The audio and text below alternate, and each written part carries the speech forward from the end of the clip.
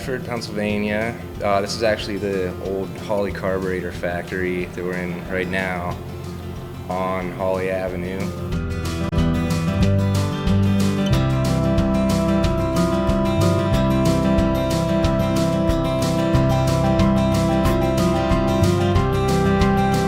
When I was 8 years old, I started snowboarding. Also, I came from a skiing family, so same thing, kind of wanted to go against the grain of the older people in the family, so picked up a snowboard, and from there on, 25 now, haven't stopped yet. I've always been, had the DIY attitude about things, and just wanted to start something, build it up from the ground, and, work for ourselves and work with our friends and see what happens, take on the adventure. It was definitely exciting, quitting your old job and just kind of quitting your old life in a way and moving up here just to dedicate it to this and get to hang out with your friends and see your family every day. I definitely like hanging out in cities and spending time there, but it's always feels nice to get back here. It's real laid back. If you mountain bike, kayak, rock climb, anything like that, this is certainly, kind of a mecca.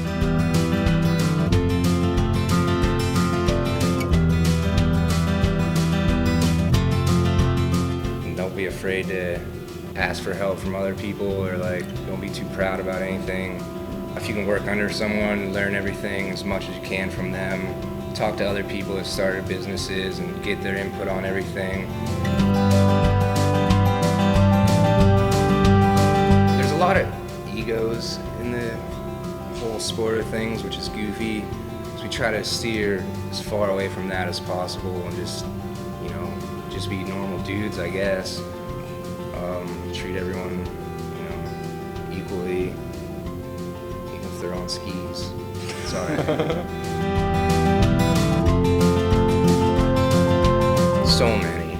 I don't even know where to start. The equipment, we had to do all kinds of maintenance. We had to pretty much redo everything. Tracking down people to find materials. Building the boards, our focus has been just making the best boards we can. So just constant R&D and just tweaking things and just trying to learn as you go and getting help from other people. So that was definitely a hard part of it. And then just the whole business side, which we're not businessmen. My parents have been a huge help with that, just learning how business works and just learning about the industry, the insides of the industry, and the stuff you don't want to know but you have to know. And dealing with all the so many emails, they just pile up, trying to keep up with those and sort them all out. Plan on not ever sleeping at night anymore. Plan on sleeping on the factory floor a lot and have a lot of hair on your head so you can tear it all out. There's been a lot, to get it up, and we're still getting it up off the ground.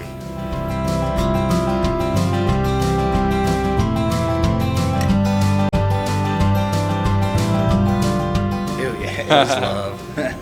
Her name was Anne. I love her. It was 2 years ago, I think, at Ellicottville at Fall Fest, and so she bought 2 of them for her kids, and we were so pumped. And then later, she was working at Dina's, and pretty sure we spent all the money that we made at Dina's that night just buying drinks and food and celebrating. So, like I said, we're not the best businessmen. We're learning, but it was rad. We had to celebrate.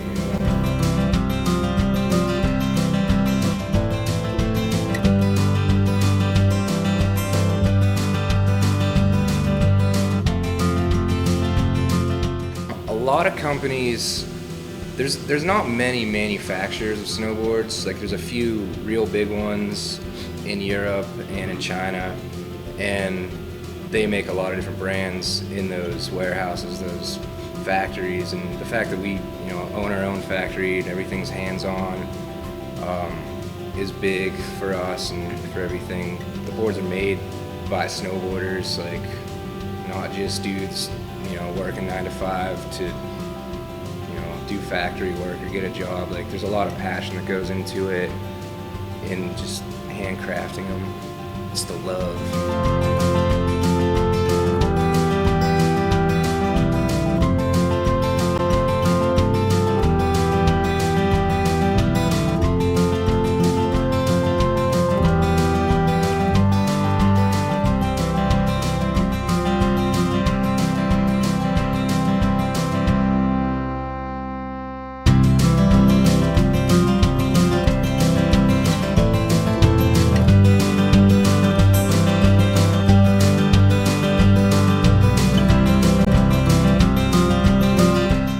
good feeling. It's definitely self-rewarding, like seeing something from start to finish that you and your friends did with your hands and built from the ground. I've always enjoyed not only snowboarding, but actually looking at snowboards, going into snowboard shops, and it's nice just to look at the craft, the artwork, what goes into it, and to actually be a part of that, and to produce something like that it's a huge accomplishment and good feeling.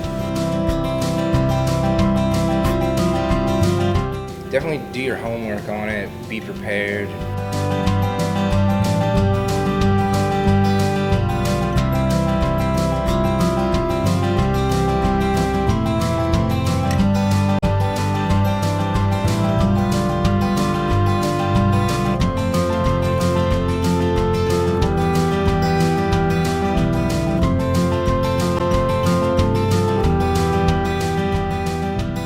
The difference between letterpress printing and other forms of printing is that you feel the impression in the paper. I mean, you're using a press to actually press a printing plate into the paper to leave an impression. And when people feel a letterpress print, they immediately know that it's something different. We do a much different form of printing than most commercial printers do. We don't use offset printing or digital printing here. We use all our antique equipment to do specialized stationery products such as greeting cards, art prints, business cards, wedding invites, things that are simplified and convey a lot of emotion and I hesitate to say it, but class. Our stationery is very classy. A wedding invite from us is much classier than a digitally printed one. You can see the care that went into it. My biggest inspiration was really just because I love to make art with my hands. I mean, ever since I was little, I would paint pictures or, do crafts or glue paper together, and that's why I went to school for architecture, because I loved to design and make things. And when I realized that I could design and make something for myself or for somebody else that somebody could feel and hold and might be something useful for them, that's what I really wanted to do. And to have control and be able to do that myself was the biggest inspiration. It was the equipment that really inspired me. I worked as a manufacturing engineer. I did industrial automation with robotics and things. And I looked at these presses. They were 100 years old and they were in service, operating, making businesses money for 75 years. And I looked at things I was making and they were obsoleted within 3, 4, 5 years. And it was something about this equipment that I really fell in love with. It's very romantic to think that someone stood at this press and spent years learning how to master it and then made his living to feed his family and send his kids to school from this equipment. And I didn't want to see it go to a scrapyard. And I didn't want to see the profession of letterpress printing be confined to history books or to old timers. I wanted it to live on. Well, the moment that we sold our first custom product, I remember very vividly. I had made some coasters for my parents' anniversary, and I kind of just thought, well, I'll just put a listing on Etsy where we sell a lot of our items online, and who knows, maybe somebody will see it, maybe we might sell something. And up until that point, we had talked to each other while we were learning how to print and said, can you imagine if we were printing this for a customer, how stressful it would be? So one day we got an order from the coasters that I put online, and they wanted to get custom coasters printed. So of course I would email back and forth like I knew exactly what I was doing and trying to make it seem like I wasn't, secretly freaking out. But we got the job printed, and after that a couple more jobs came in, and then pretty soon it just became second nature where we weren't scared to do it anymore. And I don't think I'll ever forget the first job just because it was so scary.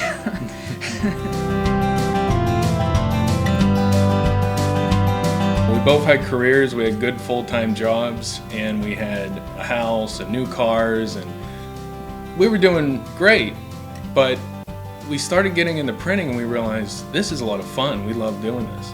And the orders started coming in. You know, people wanted us in their lives to make wedding invites and coasters for anniversary parties and business cards and everything like that. And it was amazing to us. And eventually in about 2010, we sat down and we looked over the numbers and we said, if we move back home to the Pennsylvania wilds, we can support ourselves with our business because of the lower cost of living.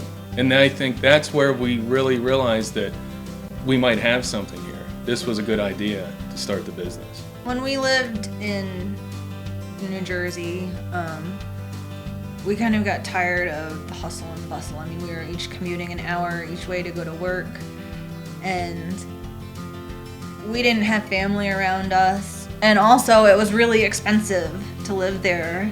So we knew that we wanted to come back here, not only because of the cost of living was lower, but because our families were here. And this was the area that we truly felt was where we belonged. I have a bachelor's degree in manufacturing engineering, and I went into that and I realized that it was something I loved. I loved doing it. But you have to remember to remain agile with your career. Never feel like you are chained to the education you have or the job you have. There isn't many jobs that will last you a lifetime anymore. You're not going to retire from General Motors with a full pension and be able to live easily like that anymore. You have to be able to be agile enough to change your career directions when it needs to be done or when you want it to be done. I think the best part about growing up here would have to be the access to recreation, to the outdoors that I never realized I had until I moved away and lost it. All the national forests, the state parks, all these access to trails and hiking, biking, canoeing, kayaking, ATV trails. These are things that I took for granted until I left and didn't have them. And that's what I really enjoyed most about growing up here. We know what our parents told us, in the beginning, take advantage of the area, because all we wanted to do was move away. Once we moved away, almost immediately we were scheming a way to get back.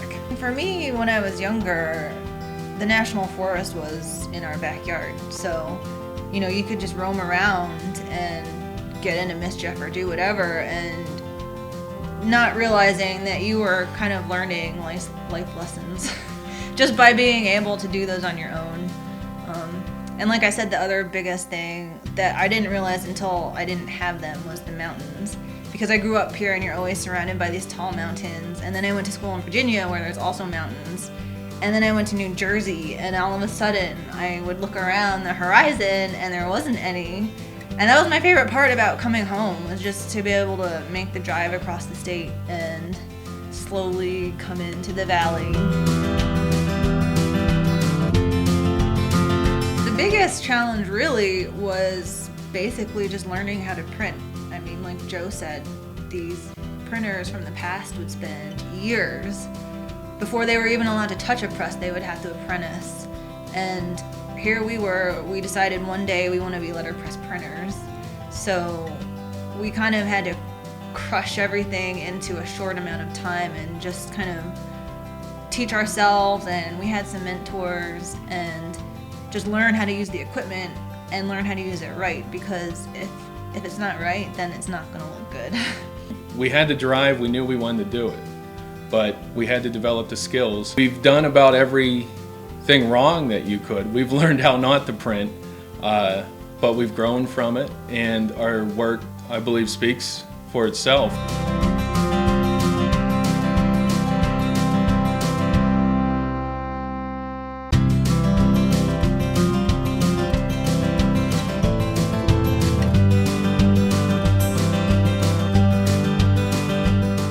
The best part about today's age is that because of the internet, we can live where we want to live and we can do business all over the world. I mean, we ship to different countries all the time, and they don't know that we're living in this tiny little village. They have no idea, but that's kind of like our little secret that we get to have, that we're living this life that we really love, where we want to live, and doing what we want to do, and being able to create a business that people feel is trustworthy enough to ship them their products. Aaron started me on my adventure into bicycles. Sold him his first Cannondale in '97. Yeah, and so I got into riding mountain biking around here on a lot of the dirt roads and some of the single track that we had at the time, and I got really into it to the point where I decided that I wanted to figure out how to have a job working with bikes. Ended up going to a bicycle school in Oregon to be a certified mechanic, and then I while I was living in Pittsburgh, worked in shops for the 8 years that I was down there. BMX bikes, growing up in high school, me and some friends, we got into that, and that's what we did from the last day of school till school started back. We were at building jumps, trails. I never moved away. I grew up here, enjoyed it here. There's enough stuff around here, kept me busy. Out of high school, I worked for a local bicycle shop and got a job there, and the rest is history as far as bicycles go. I lived in Pittsburgh for 8 years. My wife went to school at Pitt, and we moved down there when we were younger, in our early 20s. Just there was more going on. I always had that draw and that pull to want to move back to the area. I love the woods. I like to be able to get out into the middle of nowhere fast, and that's part of the big draw for me to come back. And Aaron and I had always talked about opening up a shop and doing something like this. The catalyst was when my son was born, wanting him to be able to experience the same things that I grew up enjoying, and want him to have an appreciation for the outdoors and to enjoy everything that I grew up with. Everything that was going on with the PA Wilds and how there was a big push for tourism in the area. Living in Pittsburgh and talking with folks down there and knowing that folks like to travel up here, and then talking to people down there that had no idea that we had such a gem in the area that was so close, that it was just encouraging. Everything from just small, tube changes to in-depth, complete rebuild tune-ups, custom-built wheels. We do suspension servicing and that sort of thing, and also new bikes with Cannondale and Rocky Mountain. We do new bike sales also, and then we're a hub for any kind of trail information for the area.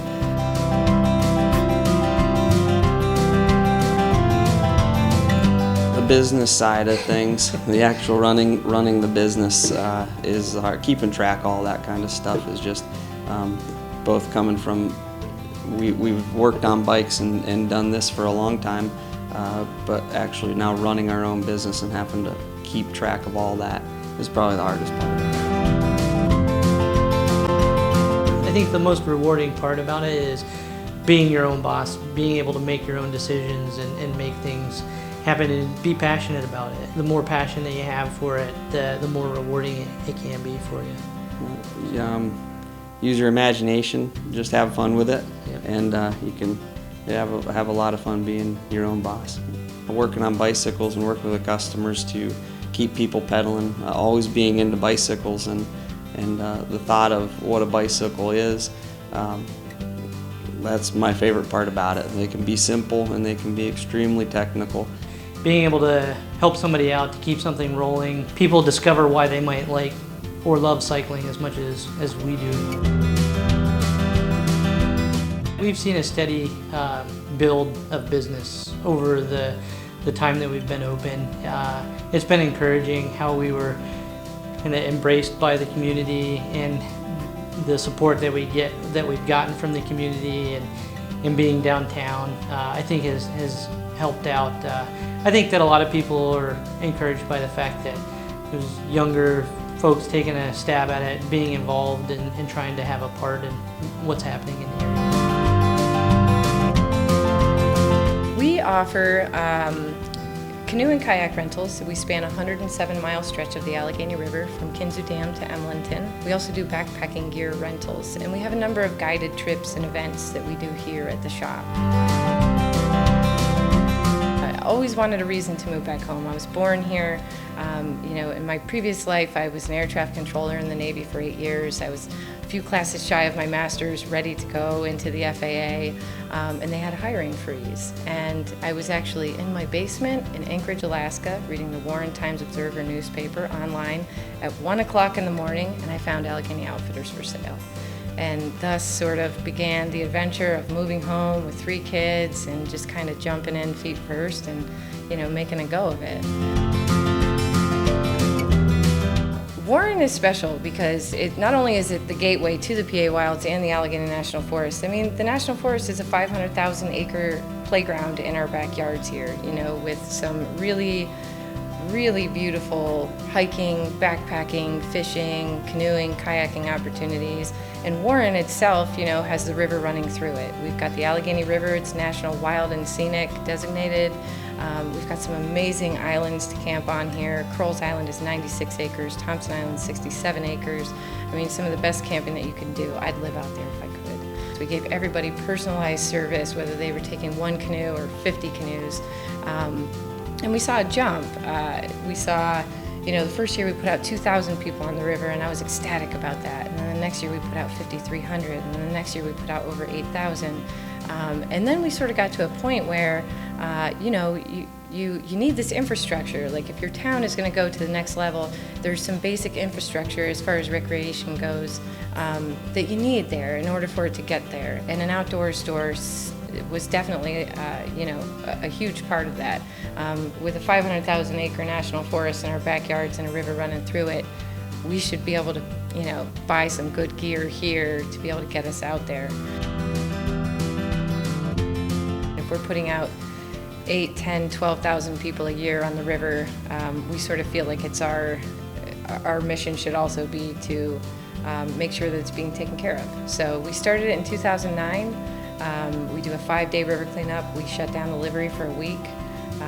And I'll be honest, like the first year, I thought most people would come and they'd take a canoe trip, and if they saw something floating by, they might grab it, which was not the case at all. I mean, I was overwhelmed. It gives me chills just thinking about when I got back on day 1 of the very first year that we had it, I knew we had something huge because, I mean, I got back to the most enormous you know, pile of junk I have ever seen in my life.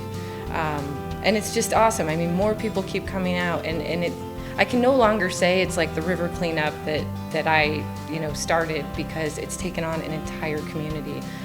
And that started from the first year too. When I talked to the newspaper on day 1 last year and I told them everything that people had, you know, hauled out of the river, they put an article in the paper, and immediately, I mean, we had local catering companies and restaurants call and say, wow, it's amazing what you guys are doing. You know, how can we help? Can we bring you lunch? Can we, you know, can you deliver it to paddlers? And it's sort of just, you know, it's snowballed from there. I mean, we have huge sponsors from Northwest Savings Bank and Worley Drink Works, and, you know, I mean, it's just, we have over 75 organizations and businesses that are now involved in it. So it's a huge event. And the flip side of that is that not only are you cleaning up the river, but 2 things come from it. One, you're creating stewards. So people it's like they've taken ownership of the river. So when they see somebody that's out there, you know, and if they're littering or anything like that, you know, they now have ownership of the river. So they're stopping people and saying, hey, pick up your garbage. Right. And on the other side of that,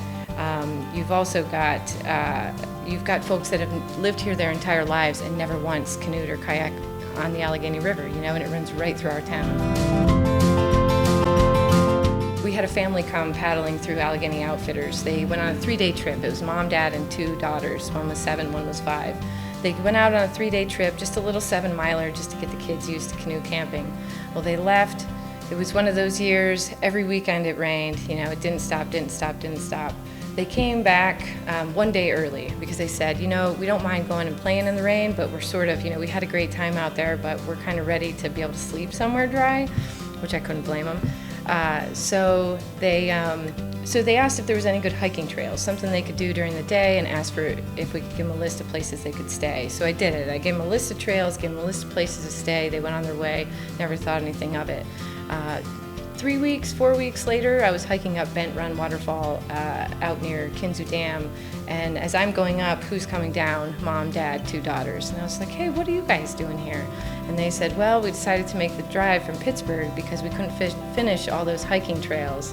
So we've been coming back every weekend since to finish them up. We really need a place where folks can come to find information and a place that can be open year-round. So with the gear, you know, knowing that the infrastructure needed to be here, combined with just, I mean, I could tell you 30 other stories just like that, you know, that just kept on, little light bulbs that kept on going off in our, you know, in our everyday life, that finally we just decided, you know what, let's do the outdoor store, let's jump in, let's, you know, get it rolling.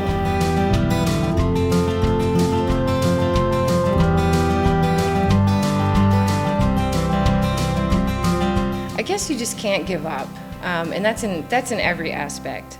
You got to be willing to put in a ton of work. You know, if you're not working, the business is not working. Find something you love, expect to work really hard, but if you love it, it won't feel like work, which has definitely been my case. Definitely getting people outside is by far the best part of my job. I mean, you can help them get out there in a way where they feel safe and they feel comfortable, you know, and then it sort of just starts this, you know, it's the domino effect, and it just keeps on growing and growing. And I've seen it in so many people in our area, especially our Women on the Water trips here. You know, we have guided women's trips, and a lot of these ladies are, you know, they're in their 50s or 60s, and they've never kayaked, never canoed, and you get them out there, and then they just end up with this love for the water, and it just translates into love for the outdoors, and you can just see it changing, you know, who they are and how they feel about themselves, and then it spreads to their family and, you know, to their kids. And yeah, getting people outside, hands down, getting them in the fresh air, in the green. When we first came here and bought the livery, we lived along the river for 6 years, and I always, every single day, we kept journals, and we would go out on the river, and whatever we saw, we'd draw pictures, we'd write it down. So I've got stacks and stacks of journals. Well, in our off time in the winter, we bought a 6-color printing press to start printing t-shirts because we had this downtime.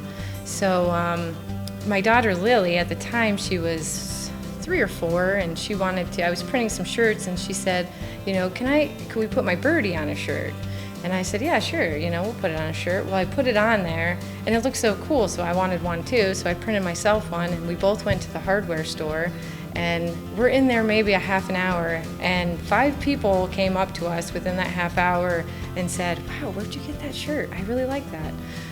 And so that was the beginning of the designs of it.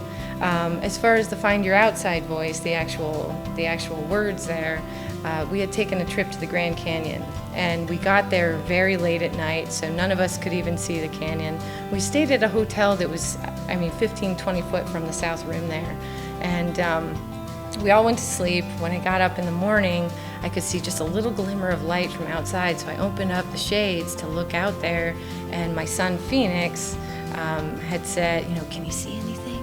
And I said, I don't know, let's go out. So we went in our pajamas, and we went outside, and we walked over to the rim there just as the sun was coming up. Yeah, and we both were just shocked. I mean, I'd never seen the Grand Canyon. He'd never seen the Grand Canyon. You know, he's like, wow, you know, is it real? And we sat there and we whispered back and forth, and this ranger came up to us and said, why are you whispering? You can use your outside voice. And so there we were like, find your outside voice. So we put the two together. As far as the growth goes, I definitely, it's been exciting, you know, up to this point. We're excited to see where it goes.